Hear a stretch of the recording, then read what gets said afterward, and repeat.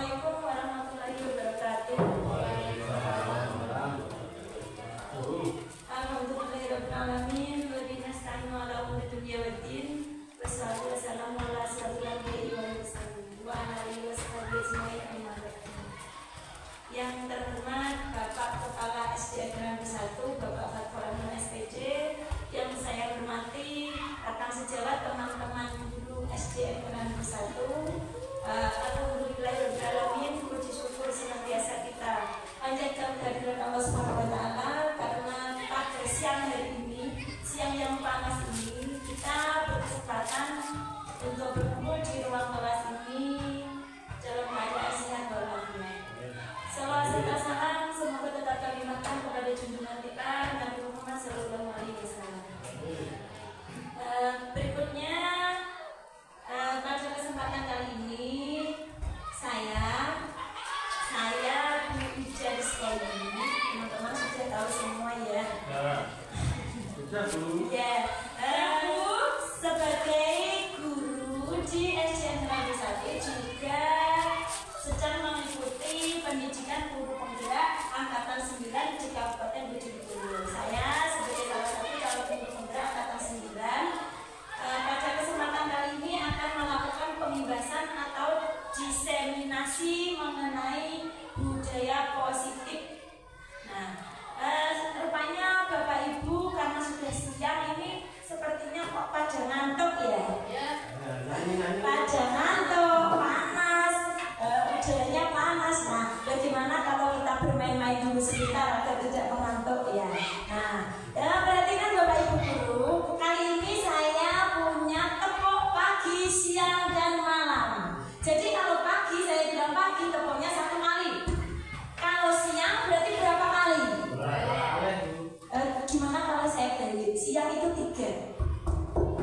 Kalau malam 2. Nah, saya coba acak-acak. Coba saya mulai dulu berurutan. Pagi, siang, malam, pagi, siang,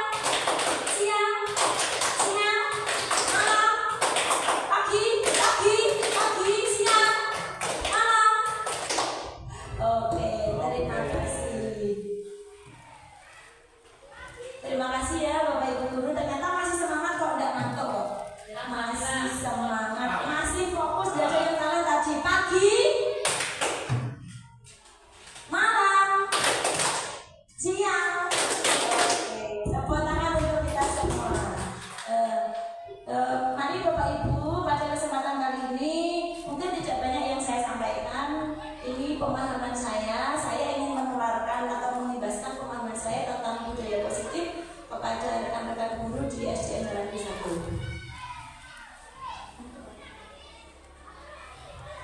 Budaya positif, mungkin budaya positif istilah ini adalah istilah baru bagi saya tentunya.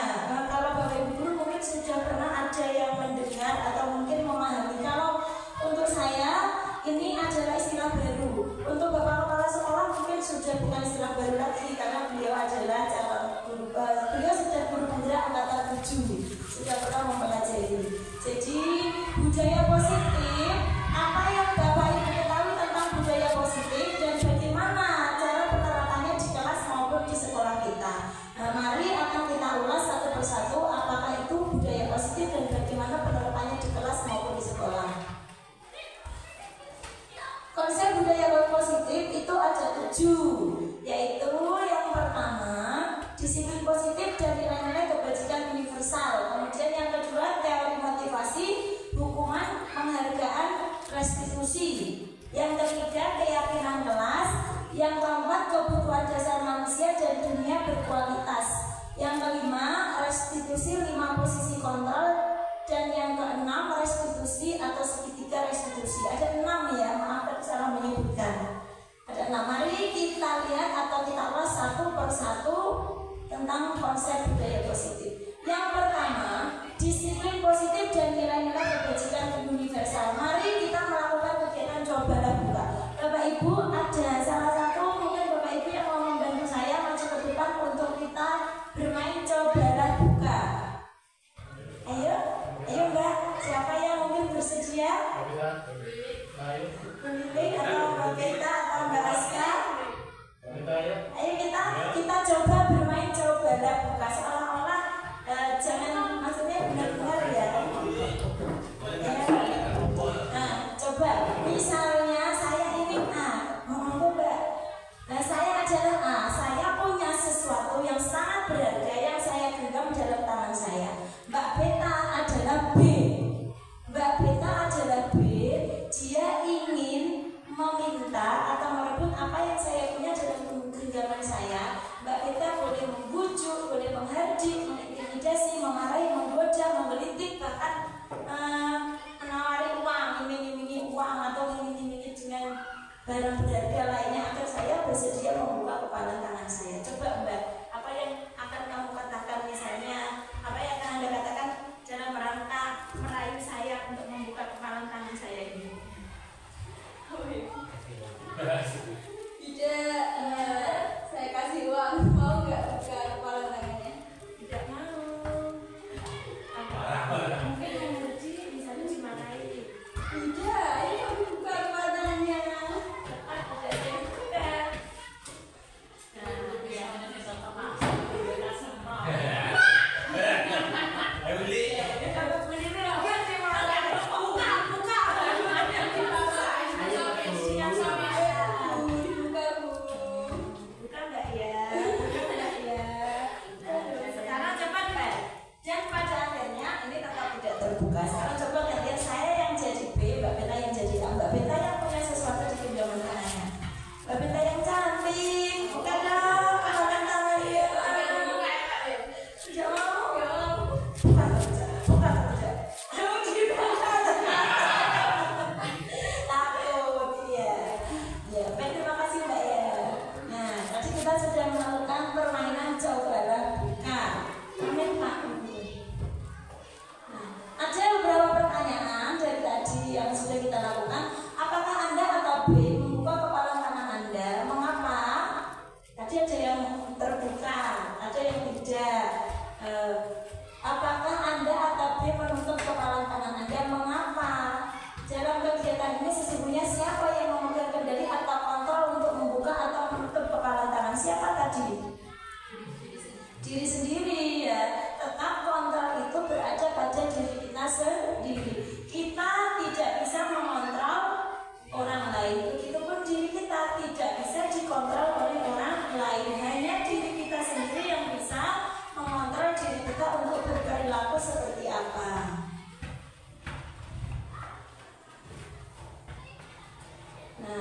Nah, tadi dari permainan kita lanjut ke teori kontrol. Jadi selama ini banyak miskonsepsi tentang teori kontrol. Miskonsepsi itu apa? Miskonsepsi itu adalah konsep yang keliru. Konsep yang keliru tentang teori kontrol yang selama ini kita pahami bahkan kita laksanakan. Apa saja itu? Yang pertama, ilusi guru mengontrol murid. Jadi selama ini seolah-olah kita itu sebagai guru, kita lah yang mengontrol murid kita. Kamu harus belajar, kamu harus mendapatkan nilai sekian, kamu harus masuk kelas tepat waktu, kamu harus menggunakan seragam sesuai aturan. Ya, seolah-olah merasa ilusi itu kan apa ya? Bayangan, padahal tidak nyata. Kenyataannya tidak demikian. Jadi seolah-olah kita itu yang mengontrol murid. Padahal kalau kita kembali lagi ke teori kontrol yang sebenarnya, tidak ada siapapun yang berhak atau yang bisa mengontrol orang lain selain orang itu sendiri, termasuk murid kita. Kita juga tidak bisa mengontrol. Hanya diri mereka sendiri yang bisa mengontrol mereka sendiri. Lalu mengapa selama ini kok kelihatannya manut?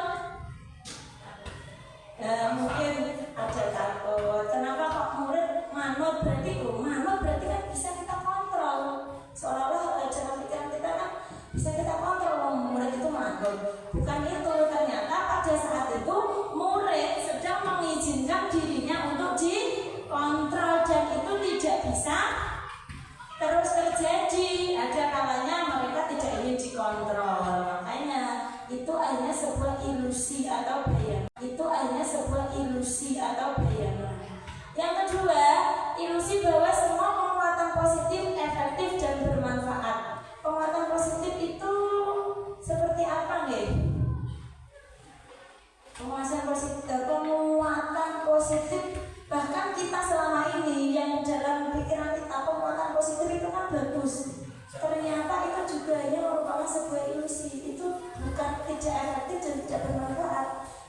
penghargaan ya. Nanti akan kita bahas misalnya anak yang masuk kelas paling pagi bisa mendapatkan itu loh, sistem reward and punishment itu kan penguatan positif yang selama ini kita anggap itu efektif dan bermanfaat, ternyata itu juga hanya sebuah ilusi, karena nanti anak akan berbuat atau berperilaku itu dengan tujuan untuk mendapatkan hadiah atau penghargaan atau reward tadi. Yang ketiga, ilusi bahwa kritik dan membuat orang merasa bersalah dapat menguatkan karakter. Ini juga keliru. Justru kalau kita membuat orang merasa bersalah itu malah, kalau misalnya kita guru membuat orang merasa bersalah. Aduh, jangan begini dong, kasihan orang tuamu misalnya. Kamu tidak kasihan bapakmu itu panas-panas di sawah jadi segini, masuk kamu sekolah gak tenangan. Misalnya ucapan seperti itu. Kalau menurut kita selama ini kan kita merasa biar nanti anak itu merasa bersalah, terus dia merubah perilakunya. Tapi itu justru tidak benar, karena bisa membuat mereka malah merasa bersalah, terpuruk, rendah diri. Nah, itu juga kurang bagus. Berikutnya, ilusi bahwa orang dewasa memiliki hak untuk memaksa. Ini khusus kita guru, kita adalah orang dewasa dan murid adalah anak-anak, karena murid kita murid SD. Seolah-olah kita merasa kita mempunyai hak untuk memaksa anak, kamu harus begini. Selama ini saya juga seperti itu. Saya sendiri juga sering melakukan hal itu. Makanya sebelum mengenal teori budaya positif, saya mungkin Bapak Ibu juga pernah ya melakukan hal seperti ini. Nah, maka kan setelah mengenal teori kontrol, kita sedikit demi sedikit merubah mindset kita bahwa semua ini adalah ilusi atau bayangan, bukan kenyataan yang sebenarnya. Ini, seperti tadi paradigma perubahan tadi, maka setelah mengenal teori kontrol, kita harus mengubah paradigma dari stimulus respon menjadi teori kontrol. Bagaimana dulu kita beranggapan bahwa semua kebutuhan kita sama, kebutuhan murid itu sama, mereka harus pintar, memahami. Misalnya kita sedang mengajarkan tentang perkalian, semua murid harus bisa perkalian. Kemudian semua orang melihat hal yang sama. Kita mencoba mengubah orang agar berpandangan sama dengan kita. Perilaku buruk dilihat sebagai suatu kesalahan. Orang lain bisa mengontrol saya bisa mengontrol orang lain. Dan pemaksaan ada pada saat bujukan gagal. Jadi seperti tadi waktu Mbak Beta saya bujuk, Mbak Beta yang cantik ternyata tidak mau saya paksa. Nah, itu stimulus respon. Model berpikir menang kalah. Jadi yang satu menang, yang satu kalah. Kita yang sebagai orang dewasa menang, yang anak-anak atau murid itu kita kalahkan. Nah, kita harus merubah pemikiran atau paradigma kita menjadi pendekatan teori kontrol. Apa saja? Yang pertama, kita harus memandang kebutuhan kita berbeda. Seperti tadi bahwa setiap anak itu memiliki kebutuhan belajar yang berbeda. Setiap orang memiliki gambaran berbeda. Kita berusaha memahami pandangan orang lain tentang dunia. Kemudian semua perilaku memiliki tujuan dan hanya Anda yang bisa mengontrol diri Anda dan Anda tidak bisa mengontrol orang lain. Kolaborasi dan konsensus menciptakan pilihan-pilihan baru serta model berpikir menang-menang. Jadi dengan teori kontrol tidak ada pihak yang diuntungkan dan dirugikan, semuanya sama-sama diuntungkan. Kalau istilahnya simbiosis apa Bapak Ibu? Mutualisme. Nah, ini makna kata disiplin. Bapak Kiai Haji Dewantara mengatakan bahwa di mana ada kemerdekaan, disitulah harus ada disiplin yang kuat. Di sini ada istilah merdeka. Apa itu merdeka? Definisi kata merdeka menurut Ki Hajar bukan yang merdeka bebas sebebas-bebasnya ya. Yang namanya merdeka bukan berarti kita bebas melakukan apa saja, sakarpe dhewe. Nah, ternyata merdeka itu jadwalnya ora mung lepasin pamrih Nanging uga kuat kuwasa amandiri priyangga. Merdeka itu artinya tidak hanya terlepas dari perintah, akan tetapi juga cakap buat memerintah diri sendiri. Cakap memerintah diri sendiri itu artinya tahu sesuai batasan ya, tidak perlu diingatkan orang lain.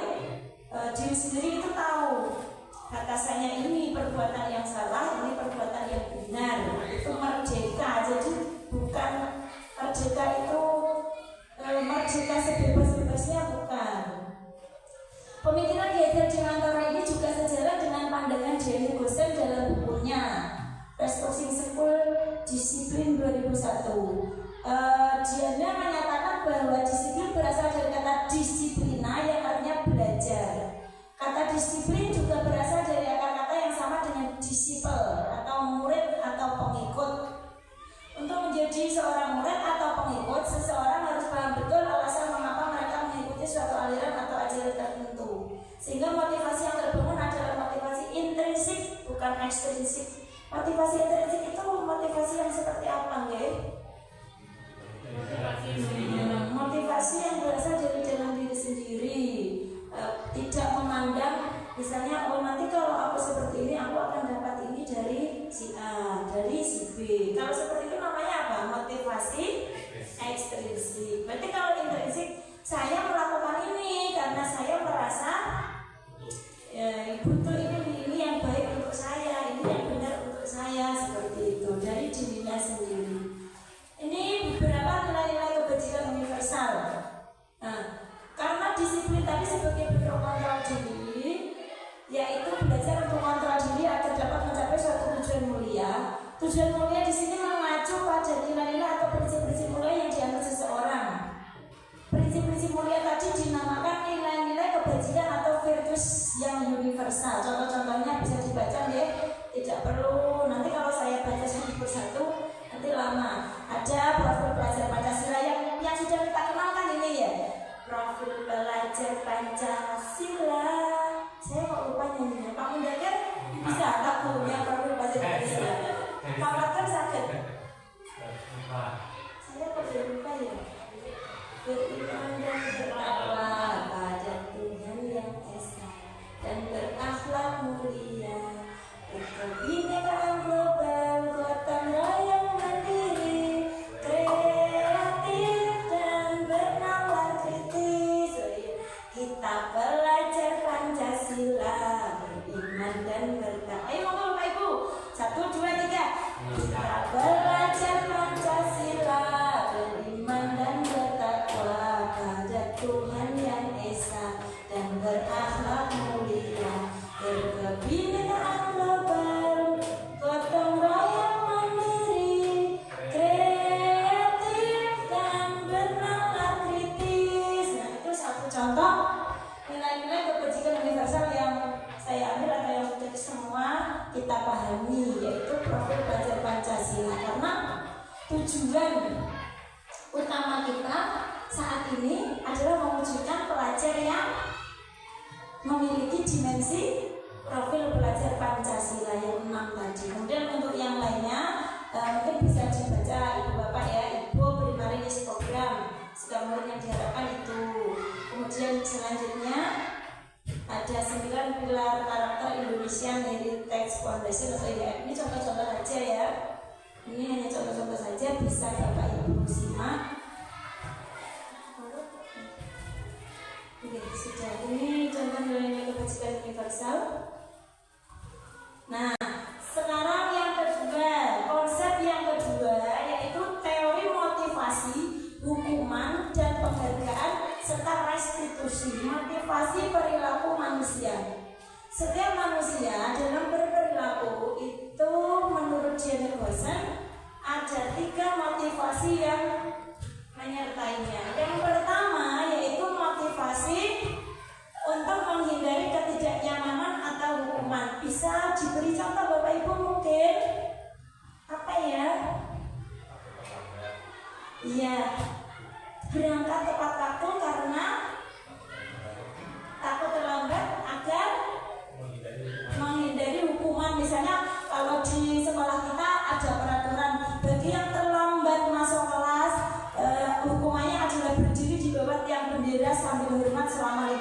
menit misalnya. Nanti pasti anak-anak berbondong-bondong sebelum jam 7 sudah datang. Berarti itu contoh motivasi perilaku untuk menghindari ketidaknyamanan atau hukuman. Yang kedua, untuk mendapatkan imbalan atau penghargaan dari orang lain. Contohnya apa ya?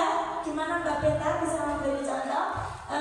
Contoh perilaku apa yang didasarkan untuk mendapatkan imbalan atau penghargaan dari orang lain? Apa ya contohnya? Gimana Mbak? Ya, alhamdulillah terus saya dari rumah dia. Iya, mungkin Pak, betul. Misalnya di rumah itu anak itu dijanjikan sama orang tuanya, nanti kalau kamu peringkat 1 tak berikan sepeda baru. Akhirnya belajar tekun karena dia berharap untuk mendapatkan peringkat 1 agar dapat sepeda tadi. Jadi itu untuk mendapatkan imbalan atau penghargaan dari orang lain. Sedangkan oh ya, tadi saya ulangi lagi untuk yang pertama dan kedua, ini berarti motivasinya intrinsik atau ekstrinsik ya? Dari luar atau dari dalam diri mereka sendiri? Dari luar, berarti motivasi ekstrinsik atau eksternal. Kemudian yang ketiga, untuk menjadi orang yang mereka inginkan dan menghargai diri sendiri dengan nilai-nilai yang mereka percaya. Nah ini misalnya saya nanti mau menggunakan seragam yang sesuai. Misalnya hari Senin murid pakai baju putih, atasan merah, sepatu hitam, kaos kaki putih, bertopi, berdasi lengkap. Saya bukan karena takut Pak Guru, saya bukan takut dihukum, tapi memang saya ingin terlihat pantas. Misalnya saya ingin terlihat pantas sebagai anak sekolah, saya harus rapi. Misalnya rapi itu kan salah satu nilai kebajikan. Misalnya anak itu suka kerapian, jadi dia percaya dengan nilai kebajikan rapi. Seperti itu contohnya. Berarti kalau yang ketiga ini motivasinya datang dari diri sendiri, berarti termasuk motivasi intrinsik atau internal. Nah ini berikutnya bisa Bapak Ibu simak ya, tidak perlu saya bacakan satu persatu. Saya rasa ini perbedaan mendasar antara hukuman, konsekuensi, dan restitusi. Yang paling terlihat artinya antara hukuman, konsekuensi, dan restitusi. Kalau hukuman itu menyakitkan, pokoknya segala sesuatu yang menyakitkan itu bisa kita anggap sebagai hukuman. Sedangkan sanksi atau konsekuensi itu tidak menyakitkan, tetapi harus terjadi karena kamu sudah melakukan ini, konsekuensinya ini. Tapi biasanya tidak menyakitkan. Biasanya tidak nyaman, tapi tidak nyaman ya untuk jangka pendek. Tapi nanti kalau sudah lama dia lupa. Tapi kalau hukuman jangka sekarang dan jangka akan datang, pasti anak tidak akan melupakan. Jadi dia merasa tidak nyaman, terus saya pernah dihukum, akan terus teringat. Dan yang ketiga adalah restitusi. Restitusi itu pilihan. Nah ini yang paling tepat kita gunakan dalam mengatasi permasalahan yang ada pada murid, atau bisa kita bilang dalam disiplin tadi adalah menggunakan restitusi.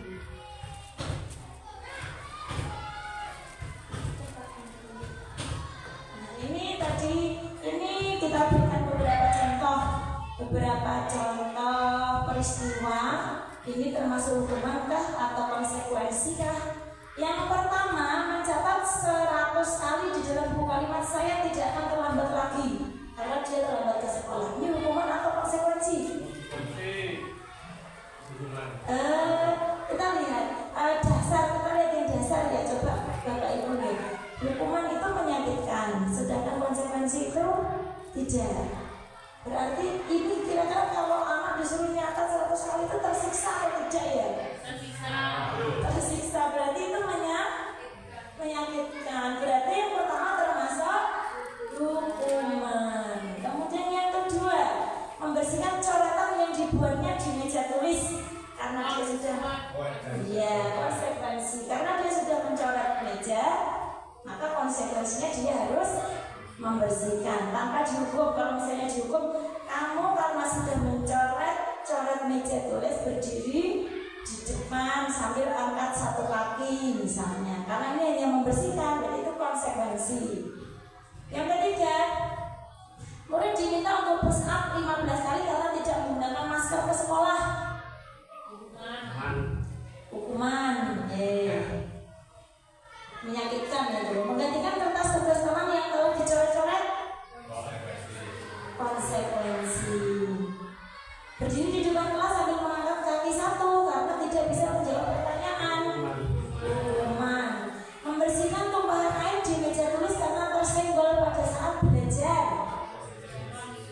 konsekuensi. Membersihkan WC sekolah karena mematahkan pensil kawannya. Hukuman ya. Nah, saya rasa Bapak Ibu sudah paham ya bedanya antara hukuman dan konsekuensi. Berikutnya adalah dihukum oleh penghargaan. Penghargaan. Selama ini kata penghargaan itu dalam benak kita pasti memiliki makna positif atau negatif. Pasti positif karena penghargaan. Kita memberikan penghargaan kepada murid itu pasti dalam pikiran kita ini pasti adalah suatu hal yang bagus untuk mereka. Tapi kenapa di sini dikatakan dihukum oleh penghargaan? Mengapa kok penghargaan itu malah menghukum? Ternyata mindset kita selama ini masih belum tepat. Kita mikir bahwa penghargaan itu bisa untuk apa namanya ya, bisa untuk membuat anak itu lebih semangat, lebih rajin. Ternyata itu hanya untuk jangka waktu pendek, tidak untuk jangka panjangnya. Ini keterangannya. Kenapa kok penghargaan disebut menghukum? Penghargaan efektif jika kita menginginkan seseorang melakukan sesuatu yang kita inginkan dalam jangka waktu pendek. Dalam jangka waktu pendek ya seorang kita memberikan penghargaan. Nanti ketika kita tidak memberikan penghargaan, akan kembali lagi ke perilaku semula karena dia merasa udah tidak dikasih hadiah sama guru, saya udah tidak mau. Seperti itu. Jika kita menggunakan penghargaan lagi dan lagi, maka orang tersebut akan bergantung pada penghargaan yang diberikan serta kehilangan motivasi dari dalam. Jadi yang dipikirkan itu saya nanti matematika harus dapat 100 karena nanti kalau pulang dikasih uang 10.000 sama ibu. Selalu seperti itu. Besoknya ibunya berkata seperti itu lagi. Suatu saat ibunya tidak berkata seperti itu. Dia tidak mengerjakan dengan sungguh-sungguh karena tidak ada motivasi dari dalam dirinya sendiri. Yang ketiga, jika kita mendapatkan penghargaan untuk melakukan sesuatu yang baik, maka selain kita senantiasa berharap mendapatkan penghargaan tersebut lagi, kita pun menjadi tidak menyadari tindakan baik yang kita lakukan. Jadi tidak menyadari karena dia cuma fokus pada imbalan atau penghargaan yang akan didapatkan jika saya sudah begini, sudah begitu. Seperti itu. Makanya penghargaan disebut menghukum. Penghargaan tidak efektif, penghargaan merusak hubungan, penghargaan mengurangi ketepatan, penghargaan menurunkan kualitas, penghargaan mematikan kreativitas, dan penghargaan menghukum. Misalnya seperti ini ya Bapak Ibu, kita selama ini ternyata yang kita lakukan itu keliru. Misalnya kita kalau sebelum kurikulum merdeka itu kan ada sistem perangkinan ya, itu kan termasuk penghargaan. Ternyata sistem perangkinan itu tidak tepat. Tidak tepatnya di mana? Ya di sini. Karena yang mendapat ranking 1 pasti dia senang sekali. Tapi bagaimana dengan mereka yang dapat ranking 1 dari belakang? Nah, pasti akan timbul perasaan minder, rendah diri, bersalah. Nah, jadi dia terhukum oleh penghargaan. Sedangkan yang dapat peringkat 1 juga sebenarnya terhukum. Dia bagaimana untuk mempertahankan itu. Jadi dia motivasi belajarnya itu bukan untuk belajar, tapi hanya untuk mempertahankan ranking atau juara kelas yang sudah dia dapatkan. Nah, kita yang paling tepat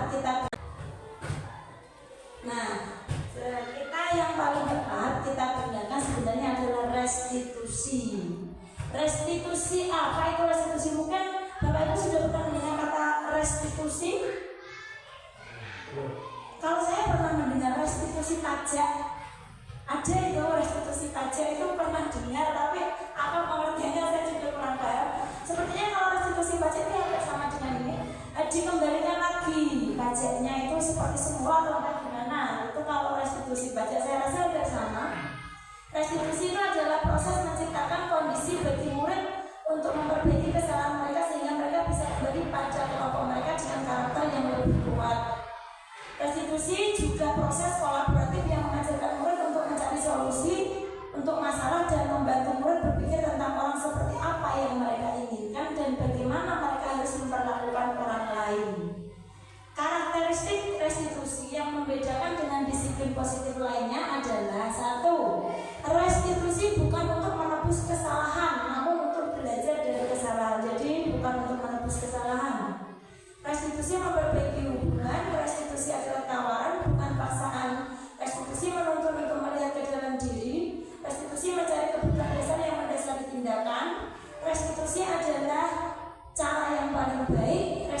fokus pada karakter bukan tindakan, restitusi menguatkan, restitusi fokus pada solusi, dan restitusi mengembalikan murid yang berbuat salah pada kelompoknya. Tentunya setelah kembali ke kelompoknya dia memiliki karakter yang lebih kuat karena sudah mengetahui, oh tadi saya sudah berbuat seperti ini maka saya harus seperti ini. Tetap dikembalikan kepada kelompoknya.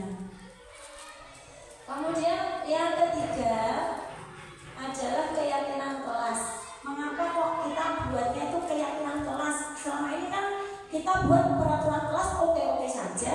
Kalau menurut kita kan seperti itu deh. Kita punya peraturan kelas, punya peraturan sekolah selama ini oke, tidak ada masalah. Kenapa harus berubah menjadi keyakinan kelas? Nah, alasannya apa? Nah, keyakinan sendiri adalah nilai-nilai kebajikan universal yang disepakati secara tersirat dan tersurat. Itu nanti kalau saya baca semua kewanjang ya. Nah, intinya keyakinan itu adalah nilai-nilai kebajikan universal yang ada atau yang dipercaya, yang diyakini dan disepakati. Jadi pertama diyakini dalam diri sendiri. Nah, tadi kembali lagi ke motivasi internal, sehingga apabila sudah memiliki nilai keyakinan, mereka tidak hanya sekedar mengikuti hanya sekedar mengikuti serangkaian peraturan yang mengatur mereka tanpa memahami tujuan mulianya. Monggo Pak lanjut. Nah, tadi itu untuk keyakinan. Sekarang kita masuk ke keyakinan kelas. Bagaimana caranya atau tahap-tahapan prosedur kita dalam menentukan keyakinan kelas atau sekolah? Apakah Bapak Ibu selama ini sudah mempraktekkan menyusun keyakinan sekolah atau keyakinan kita keyakinan kelas dulu lah ya. Kalau untuk keyakinan sekolah kan harus melibatkan banyak pihak, stakeholder, mungkin dari wali murid, dari komite dan seluruh murid. Nah, selama ini kita keyakinan kelas dulu di dalam kelas kita masing-masing. Apakah Bapak Ibu sudah mempraktekkan penyusunan atau pembentukan keyakinan kelas? Sudah berarti bisa juga biasanya keyakinan kelas ini disebut kesepakatan kelas juga sama. Nah, berarti Bapak Ibu yang sudah menyusun atau membentuk keyakinan kelas termasuk sudah menjalankan budaya positif di kelasnya masing-masing. Apa saja prosedurnya? Yang pertama, bercurah pendapat tentang peraturan yang perlu disepakati. Jadi kita tuliskan dulu semua peraturan yang ada. Nah, peraturan itu bisa ditulis di papan dengan sticky note atau yang lain sebagainya. Kemudian setelah peraturan didapat, kita misalnya tulis berapa peraturan. Kemudian peraturan-peraturan tersebut dirubah menjadi kalimat positif. Misalnya kalau ada peraturan dilarang membuang sampah sembarangan, itu kan peraturan, itu kalimat negatif atau positif? Negatif. Berarti kalau ada kalimat negatif dari peraturan harus kita ubah menjadi kalimat positif. Kalau misalnya kalimat negatifnya dilarang membuang sampah sembarangan, kalau diubah menjadi kalimat positif jadi bagaimana ya?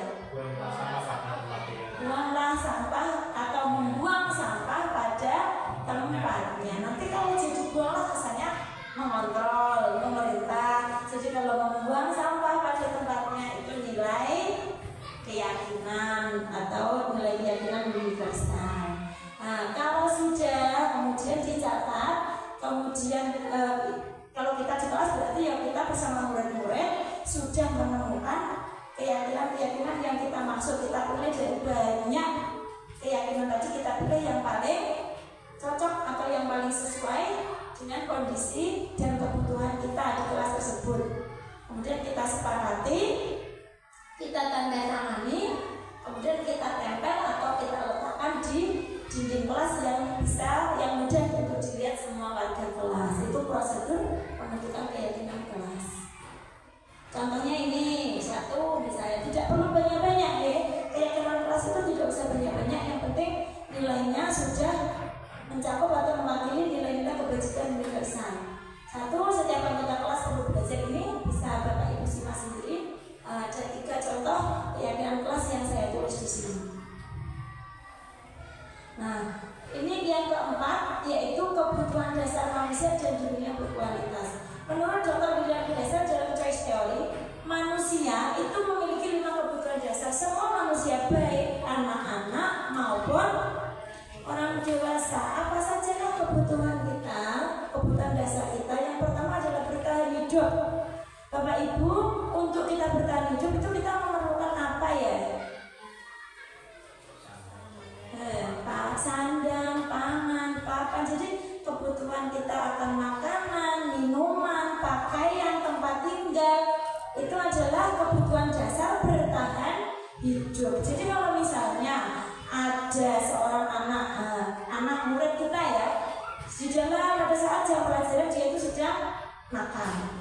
Apa itu motivasinya? Dia itu mau memenuhi kebutuhan dasar yang mana? Kan kita tanya, kamu kenapa makan?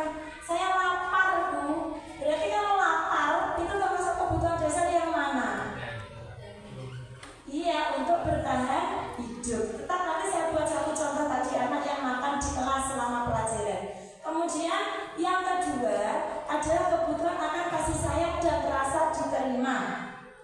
Nah, jadi satu kasus atau satu kejadian itu mungkin berbeda-beda kebutuhan dasar mana yang akan dipenuhi oleh anak yang melakukan perilaku tersebut. Misalnya tetap tadi kembali ke anak yang makan tadi. Nah, kamu kenapa makan di kelas? Karena saya kalau makan di rumah itu tidak pernah ditemani sama ibu saya. Saya males makan di rumah, Bu. Makanya saya lebih suka makan di kelas karena rame misalnya. Nanti dia butuh kasih sayang dan rasa diterima, karena di rumah tidak mendapatkannya, dia mencari di sekolah. Kalau makan di kelas nanti diparani bu guru, ditanya, dia tuh pengen seperti itu. Ada juga murid yang seperti itu. Kemudian kebutuhan akan kebebasan. Nah, kamu kenapa Mas makan di kelas? Oh, kenapa kamu bebas waktu ini? Saya makan tuh di mana saja boleh. Misalnya alasannya seperti itu. Itu dia ingin memenuhi kebutuhan dasar kebebasan. Kemudian kesenangan. Misalnya lah, tetap satu kasus tadi, tapi untuk memenuhi kebutuhan dasar yang berbeda-beda. Kamu kenapa makan di kelas? Saya tuh senangnya makan di kelas, Bu. Enak aja jawabannya, saya senang makan di kelas. Itu ada juga yang seperti itu. Itu mungkin dia untuk memenuhi kebutuhan dasarnya kesenangan. Yang berikutnya adalah kebutuhan akan penguasaan. Tetap saya menggunakan contoh yang sama. Kenapa makan di kelas? Saya ingin menunjukkan kepada teman-teman, kalau saya itu berani, meskipun ada bu guru, saya berani makan di kelas. Nah, itu berarti dia memiliki kebutuhan dasar penguasaan yang belum terpenuhi. Akhirnya dia melakukan perilaku seperti itu. Itu contohnya ya, hanya satu contoh yang saya buat. Kemudian itu contohnya ya, hanya satu contoh yang saya buat. Kemudian untuk dunia berkualitas. Dunia berkualitas adalah tempat khusus dalam pikiran kita, tempat menyimpan gambaran representasi dari semua yang diinginkan. Bisa berisi orang-orang, hal-hal dan apa saja yang terbaik dalam hidup dan membuat merasa bahagia dan terpenuhi kebutuhan dasar kita. Murid juga memiliki dunia berkualitas. Nah, guru kita ingin mereka memasukkan hal-hal yang bermakna dan nilai-nilai kebajikan yang hakiki ke dalam dunia berkualitas mereka. Yang kelima, restitusi 5 posisi kontrol. Bapak Ibu, selama ini Bapak Ibu sudah pernah mengenal atau pernah mendengar 5 posisi kontrol guru? Sudah ya? Sudah pernah? Nah, 5 posisi kontrol guru itu yang pertama penghukum. Penghukum itu suka menggunakan hukuman fisik dan verbal. Cirinya nada suara yang tinggi, bahasa tubuh, mata melotot, dan jari menunjuk-nunjuk dan menghardik. Hasilnya murid akan marah dan mendendam atau bersifat agresif. Jadi kalau kita menggunakan posisi kontrol penghukum, ini kira-kira tepat atau tidak? Tidak, tapi terkadang kita bisa bilang tidak, tetapi terkadang ada suatu kondisi atau situasi yang memang kadang mengharuskan kita jadi penghukum, padahal sebenarnya tidak boleh ya, ini memang tidak tepat. Yang kedua, membuat rasa bersalah. Biasanya gurunya bersuara lembut seperti tadi contohnya. Nah, kamu kenapa kok tidak Maksudnya tidak rajin, kasihan tuh ayahmu panas-panas jualan pentol, kamu buat yang menikahmu, buat bayari sekolah kamu. Kenapa kok gak kamu kok kalau sekolah tidak serius? Sepertinya itu kalau kita dengar itu bagus ya. Guru ini halus dalam menyampaikan sarannya, menyampaikan perasaannya untuk menasihati muridnya. Padahal sebenarnya posisi kontrol ini juga kurang tepat. Biasanya cirinya suaranya memelas atau halus atau sedih, bahasa tubuhnya merapat pada anak dan lesu. Ini malah lebih berbahaya dari sikap penghukum. Kenapa? Karena emosi akan tetap merapat di dalam dan murid memendam perasaan. Dia sedih, setelah dikandung guru dia merasa bersalah dengan orang tuanya. Akhirnya dia malah murung, malah sedih, malah tertekan seperti itu. Yang berikutnya, yang ketiga adalah posisi sebagai teman. Pada posisi teman, guru tidak akan menyakiti murid, namun akan tetap berupaya mengontrol murid melalui persuasi. Ini bagus sebenarnya. Mungkin Bapak Ibu sering ya melakukan posisi kontrol sebagai teman, namun ini juga masih kurang tepat. Kenapa? Karena sebagai teman, nanti murid itu akan tergantung kepada kita, kepada Bapak Ibu guru. Karena kalau memposisikan diri sebagai teman, guru akan banyak memberikan bantuan kepada muridnya. Jadi murid akan merasa tergantung, kemana kok nggak berkata, mana kok nggak askar. Dia menganggap gurunya itu sebagai teman. Jadi dia itu tergantung, saya nggak bisa gini nih, mau diajari, mau minta diajari. Nah, seperti itu. Karena dia sebenarnya bagus juga. Nah, memang kita terkadang tidak bisa kita pungkiri bahwa kita tidak bisa memposisikan diri itu hanya pada satu posisi kontrol. Kadang kita memposisikan diri pada posisi kontrol yang berbeda-beda sesuai dengan kondisi. Yang keempat adalah posisi pemantau. Pemantau itu mengawasi, kemudian bertanggung jawab atas perilaku orang-orang yang diawasi.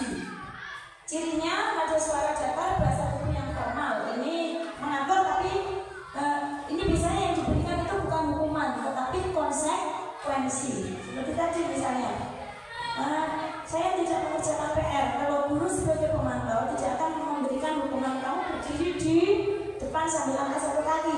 Itu nanti guru penghukum. Kalau pemantau berarti kemarin kan sudah ada keyakinan kesepakatannya. Kalau kamu tidak mengerjakan PR berarti misalnya saya mengerjakan di luar guru. Ya, itu adalah contoh posisi kontrol pemantau. Yang kelima atau yang terakhir adalah posisi kontrol manajer.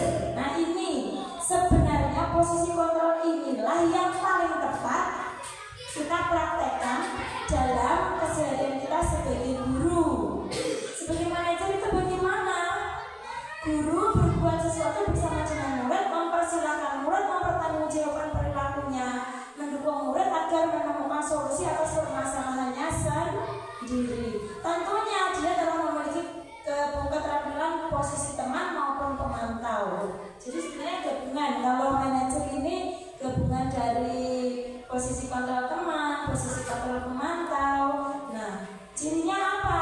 Nada suaranya tulus, bahasa tubuhnya tidak kaku dan mendekat ke murid. Hasilnya paling bagus karena guru akan mengembalikan tanggung jawab pada murid untuk mencari jalan keluar permasalahannya. Tentunya dengan tetap dibimbing. Nanti salah satunya kita menggunakan, nah ini yang keenam, segitiga restitusi dalam menyelesaikan permasalahan yang dihadapi oleh murid.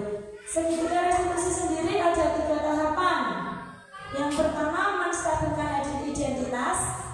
Misalnya itu dari kontrolnya kita semua akan melakukan hal terbaik yang bisa kita lakukan. Yang kedua, validasi tindakan yang salah.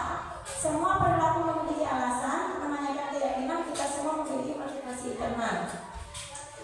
Kalau digambarkan segitiganya seperti ini. Jadi sisi yang sini, sisi yang paling bawah itu menstabilkan identitas. Kalimat-kalimat apa yang bisa kita ucapkan pada saat kita berada pada tahap 1 atau menstabilkan identitas? Contohnya, tenang saja, semua orang pasti pernah melakukan kesalahan.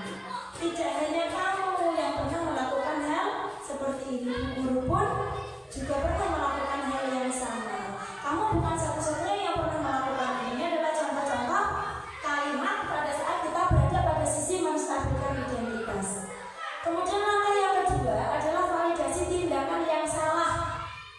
Di sini tadi validasi tindakan yang salah itu adalah alasan atau motivasi kita melakukan suatu perilaku. Jadi anak bisa ditanya, kenapa atau mengapa kamu melakukan hal seperti ini? Alasanmu apa?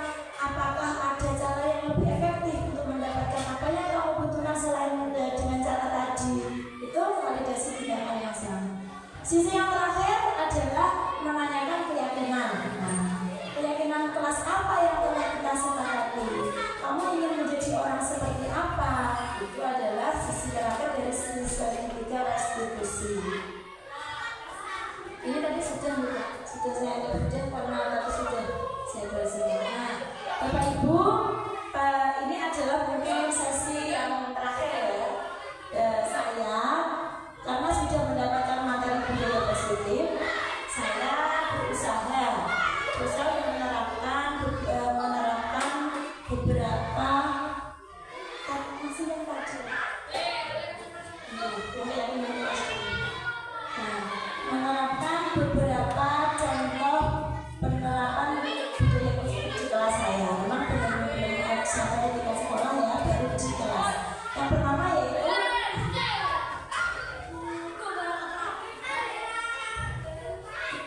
penyusunan keyakinan kelas. Apa saja yang sudah saya lakukan selama ini pada saat saya menyusun keyakinan kelas? Yang pertama, anak-anak saya minta untuk menuliskan peraturan kelas. Peraturan masih berupa peraturan ya, di mana di dalam peraturan itu ada atau terdapat kalimat-kalimat negatif. Terkadang seperti tadi, dilarang membuang sampah sembarangan, dilarang apa ya? Yang dilarang itu namanya masih peraturan. Kemudian mengubah peraturan kelas menjadi kalimat positif, kita ubah bersama. Kemudian setelah itu kita pilih dari beberapa kalimat positif atau keyakinan tadi, kita pilih yang paling tepat, yang sesuai dengan kondisi kita yang di kelas. Setelah kita pilih beberapa poin, kita sepakati bersama. Ini adalah contoh keyakinan kelas yang ada di kelas saya, kelas 5. 1. Datang tepat waktu. 2. Disiplin menggunakan seragam. 3. Berada sebelum dan sesudah pembelajaran. 4. Menjaga kebersihan dan kenyamanan kelas. 5. Membudayakan kata ajaib, membudayakan 4 kata ajaib, yaitu maaf, tolong, terima kasih, dan permisi. Yang ke-6, saling menghormati dan menghargai sesama. Ini termasuk yang anti bullying, itu masuk ke 6. Yang berikutnya adalah contoh saya ketika menerapkan budaya positif yang kedua, yaitu segitiga restitusi. Nah, ini ada kasus dari siswa saya kelas 5 mengenakan sepatu dan kaos kaki warna merah di hari Kamis. Pada waktu mereka mengenakan pakaian batik. Ini kebetulan kan ada tugas kelompok. Setelah berdiskusi dan mengerjakan tugas, saya bertanya kepada tiap kelompok mana yang sudah siap untuk maju dan mempresentasikan hasilnya. Ternyata kelompok 2 mengajukan diri. Oke. Kemudian kelompok 2 naik. Ada salah satu anggota dari kelompok 2. Sebentar nanti kelihatan. Ini saya hanya menanyakan kelompok siapa yang sudah siap untuk maju. Akhirnya kelompok 2. Mereka beranggotakan 5 orang. Nah, bisa kita lihat di situ ya, ternyata di situ murid saya yang bernama Julian itu mengenakan sepatu merah, itu kaos kakinya juga merah, itu sepatu bola yang dipakai ya. Padahal itu hari Kamis. Nah, akhirnya saya melakukan langkah-langkah restitusi. Yang pertama, saya menstabilkan identitas. Saya katakan pada Julian bahwa Julian, bukan hanya kamu yang pernah melakukan seperti ini, mungkin orang lain juga pernah melakukan hal yang sama. Jadi tidak usah berkecil hati. Kemudian setelah saya melakukan menstabilkan identitas, Julian mulai mengerti kesalahannya apa. Julian mulai memahami.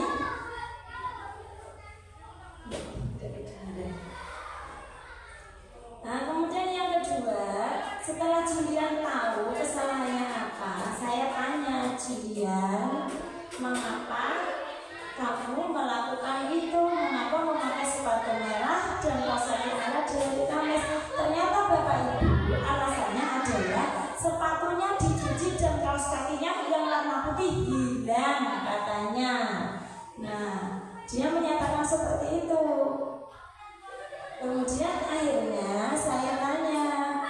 masih ingat dengan keyakinan kelas 5 yang sudah kita buat. Dia mengatakan masih ingat. Keyakinan apa yang sesuai dengan hal yang sudah kamu lakukan? Mengenakan seragam sesuai dengan peraturan. Dia sadar ternyata dia keliru menggunakan sepatu merah pada saat berpakaian batik. Dan saya tanya, apa yang bisa kamu perbaiki, Jul? Setelah ini dia mengatakan, Bu, besok saya pada waktu pakai baju batik saya tidak akan menggunakan sepatu merah lagi dan menggunakan kaos kaki merah lagi. Tadi katanya kaos kakinya hilang. Bagaimana caranya? Saya akan mengumpulkan uang saku saya untuk membeli kaos kaki. Itu jawabannya dari murid saya tadi. Nah, ini adalah contoh-contoh dari penerapan segitiga restitusi. Mungkin Bapak Ibu ada yang ditanyakan? Contoh restitusi lain? Mungkin saya rasa selama ini Bapak Ibu guru pasti sudah pernah melakukan restitusi. Hanya saja tidak sadar atau belum sadar kalau yang dilakukan itu adalah segitiga restitusi dan kadang tahapannya belum lengkap. Saya kan semua guru pasti sudah pernah. Nah, Bapak Ibu, ini tadi adalah pemaparan dari saya, pemaparan saya untuk saya imbaskan kepada teman-teman. Mungkin ada yang kurang tepat, mungkin kurang pas tentang budaya positif. Saya mohon maaf apabila ada materi atau kata-kata saya yang kurang tepat, kurang pas. Nah, saya mengucapkan banyak terima kasih atas perhatian dan kesediaan teman-teman semua untuk mengikuti diseminasi atau pemaparan tentang budaya positif di SDN Randu 1. Akhirul kalam, saya mohon maaf apabila ada kata-kata yang kurang berkenan. Astagfirullahaladzim, wabillahi taufiq wal hidayah. Assalamualaikum warahmatullahi wabarakatuh.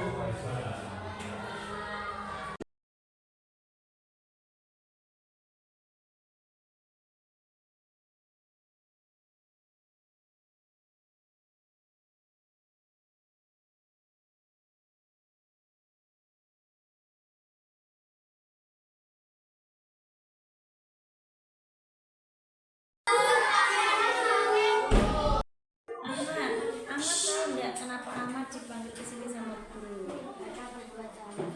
Ahmad berbuat salah tadi. Ahmad tadi berbuat apa? Rame. Saat pelajaran atau saat apa tadi? Tugas kelompok, guru ke kamar mandi. Kamu rame sendiri. Temanmu yang lain ikut rame enggak? Itu perbuatannya salah atau benar, Mas? Ahmad sudah tahu perbuatan salah ya. Sebenarnya bukan Ahmad saja yang pernah melakukan hal seperti itu. Teman-temannya juga pernah. Mungkin semua murid yang pernah sekolah juga pernah melakukan hal seperti Ahmad. Lalu Ahmad kenapa berbuat seperti itu? Kenapa pada waktu teman-temannya mengerjakan tugas dalam kelompok kok Ahmad ramai sendiri? Karena saya bosan mengerjakan tugas. Seperti itu alasannya Ahmad. Apakah Ahmad masih ingat dengan keyakinan kelas yang sudah kita buat dan kita sepakati? Masih ingat, Mas? Masih meyakini nilai-nilainya? Apa salah satunya? mengikuti pelajaran dengan tertib. Jika Ahmad masih meyakini keyakinan kelas kita, apakah Ahmad bersedia memperbaiki kesalahannya yang tadi? Bersedia atau tidak? Sedia ya. Bagaimana caranya, Mas? mengikuti kerja kelompok dengan teman-teman. Siapa lagi?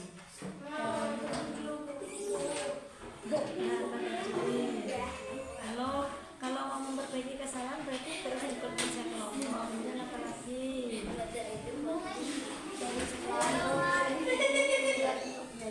Akan ramai lagi atau tidak kalau sudah kerja kelompok? Tidak ramai lagi ya. Ahmad sekarang sudah paham, sudah paham letak kesalahannya, sudah bisa tahu cara memperbaikinya. Baiklah, Ahmad itu tidak salah sepenuhnya. Hanya saja Ahmad harus memperbaiki perbuatannya ya.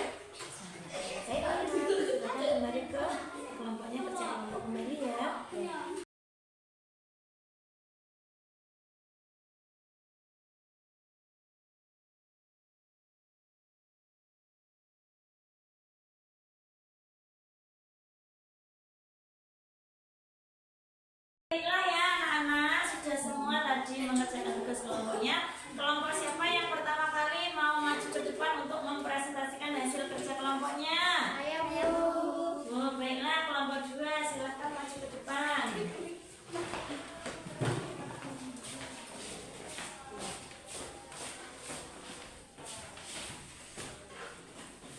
Loh, Julian, kenapa memakai sepatu warna merah?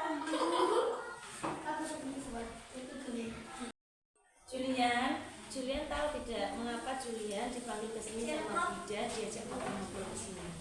Karena saya mau Apa salahnya Julian? saya memakai sepatu terus pakai berwarna merah. Padahal bajunya itu salah atau benar Jul? Harusnya sepatunya yang seperti itu dipakainya apa? Berarti Julian tahu kalau katanya salah. Tidak apa-apa Jul, semua orang pasti pernah berbuat, tidak hanya Julian saja, guru pun juga pernah berbuat salah. Julian pasti punya alasan mengapa Julian melakukan hal ini. Mengapa Julian memakai jadwal kaki pada bajunya? Mengapa Jul? Coba ceritakan pada Jul. Saya saya berwarna putih hilang. Sepatunya dicuci, kakinya berwarna putih. Oh, jadi seperti itu alasannya Julian. Julian, apakah Julian masih ingat dengan keyakinan kelas yang sudah pernah kita buat dan kita sepakati? Julian masih meyakini nilai-nilainya? Nah, kalau masih ingat dan masih meyakini, salah satunya apa? Keyakinan kelas kita yang berhubungan dengan kesalahan Julian tadi. Mematuhi kesepakatan sekolah. Iya, mematuhi kesepakatan atau peraturan di sekolah. Apa tadi Jul peraturannya? Berarti Memakai sepatu berwarna merah dan kaos kaki berwarna merah. kamu tidak mematuhi aturan yang sebenarnya harusnya sepatunya berwarna apa Jul? Berwarna hitam Dan kaos kakinya berwarna putih. iya. Apakah Julian bersedia memperbaikinya? Iya. Bagaimana caranya? Memakai sepatu berwarna hitam dan kaos kaki berwarna putih. Ya, jadi nanti minggu depan kalau Julian menggunakan baju batik, sepatunya sudah Hitam dan kaos kakinya berwarna putih. sudah. Berarti Julian sudah bersedia ya, tidak ada masalah lagi. Sepatunya sudah dicuci. Kalau kaos kakinya bagaimana? Tadi katanya hilang. Beli dengan uang saku. Oh iya bagus. Berarti uang sakunya disisihkan untuk membeli kaos kaki. Ayolah Jul, sekarang boleh kembali ke kelas ya.